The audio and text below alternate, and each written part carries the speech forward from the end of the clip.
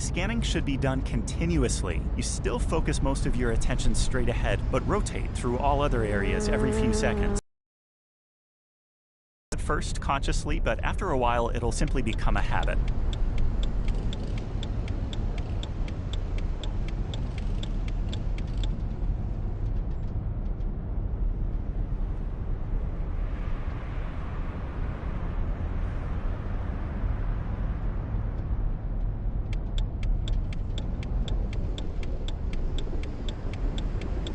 Stop here, I want to show you something.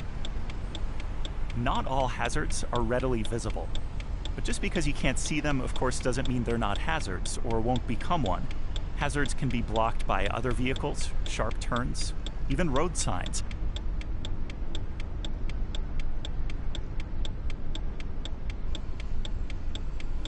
For instance, that bus to the right might be blocking a number of pedestrians.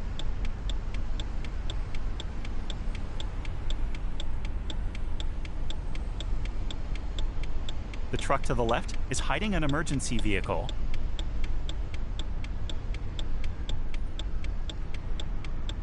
And small objects like motorcycles and bicycles are easily hidden.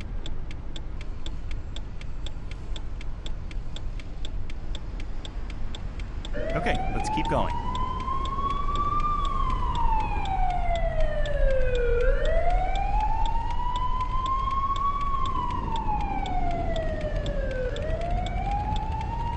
As you become more experienced, you'll get better at identifying these hidden hazards.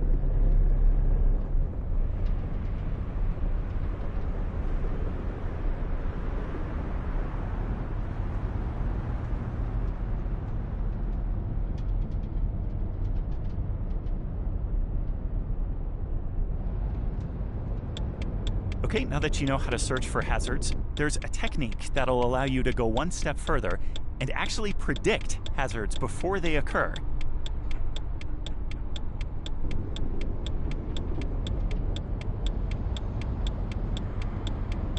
Some objects might not look like hazards, but might display clues that they're about to become one. If you look carefully, you can spot some of these clues.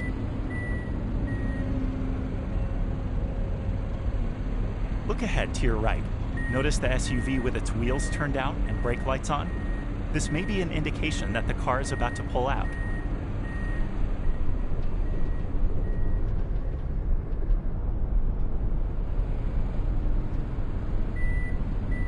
You can see that there's a driver in this truck, which means the door might open at any time. Just in case, you want to slow down and move slightly to the left.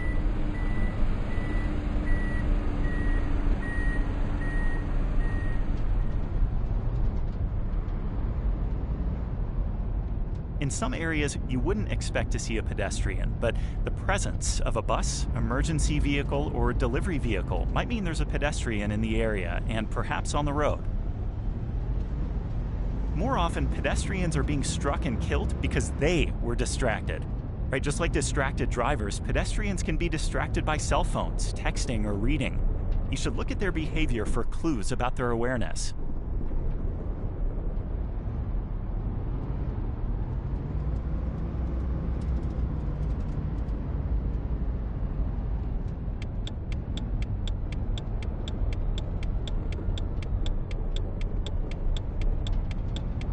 There's another tool that's often overlooked, your hearing.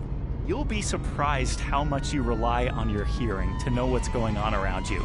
For instance, you can often hear a car coming up beside you before you see it, or the sound of an emergency vehicle approaching in the distance.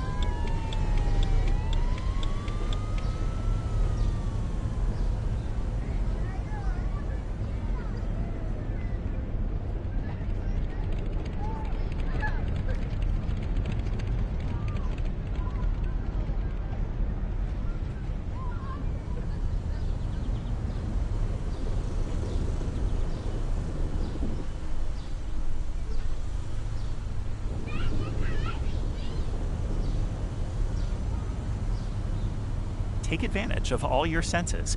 This street, for instance, is full of hazards you may hear long before you see.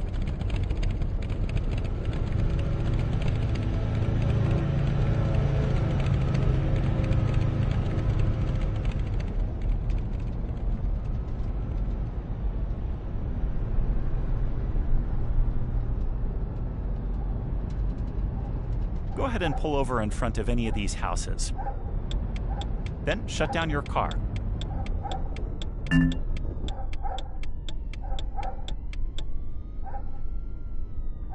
Continue using these scanning techniques throughout this course. Use both your eyes and your ears to help identify hazards.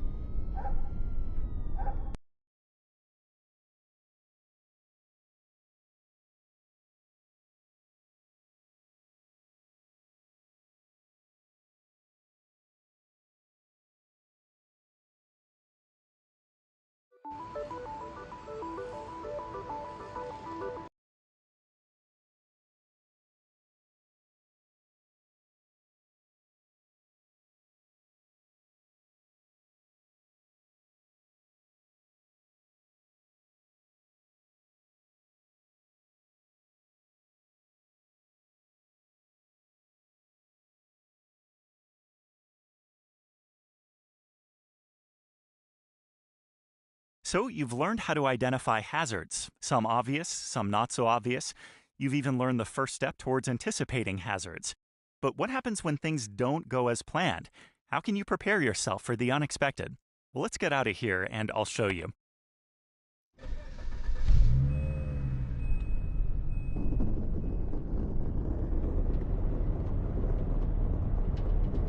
Take a left out of this exit.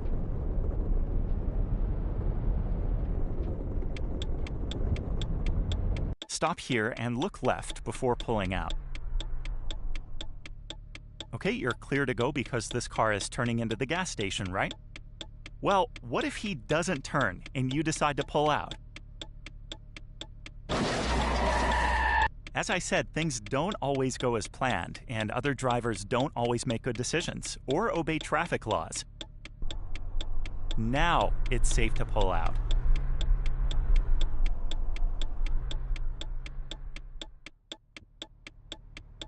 One way to prepare for the unexpected is to use a technique called what if. It means as you drive, constantly ask yourself, what if?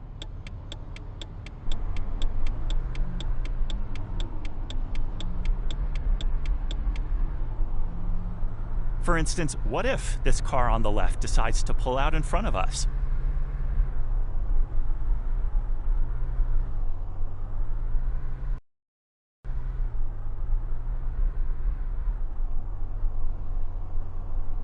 What if this car decides to stop suddenly because the light turned yellow?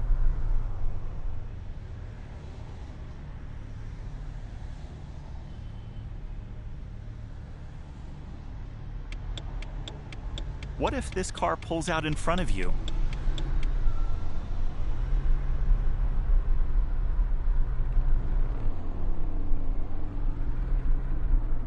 What if the kid decides to run across the street? Stuff like this happens all the time.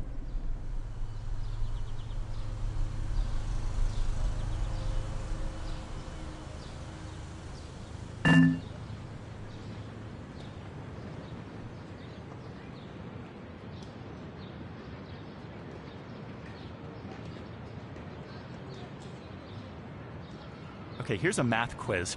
If you're traveling at the posted speed limit, how close will you get to the kid before coming to a stop? The answer? You won't even have your foot on the brake when you hit him.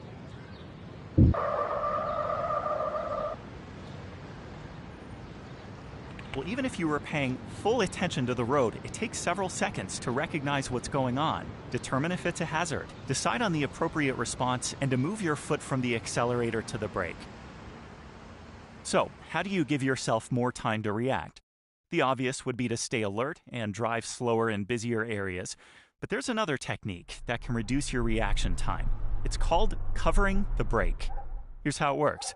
When you approach a busy area, instead of keeping your foot over the gas, rest your foot gently on the brake pedal, but do not depress it. You're not actually slowing down, but you're ready to at any moment.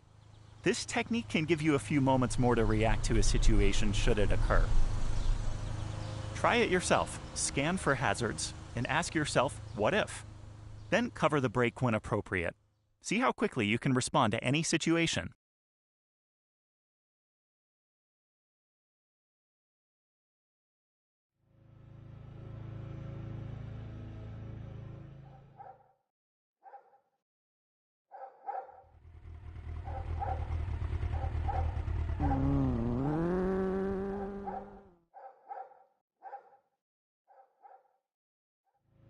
Okay, I think you got it. Pull over by any of these houses and shut down your vehicle.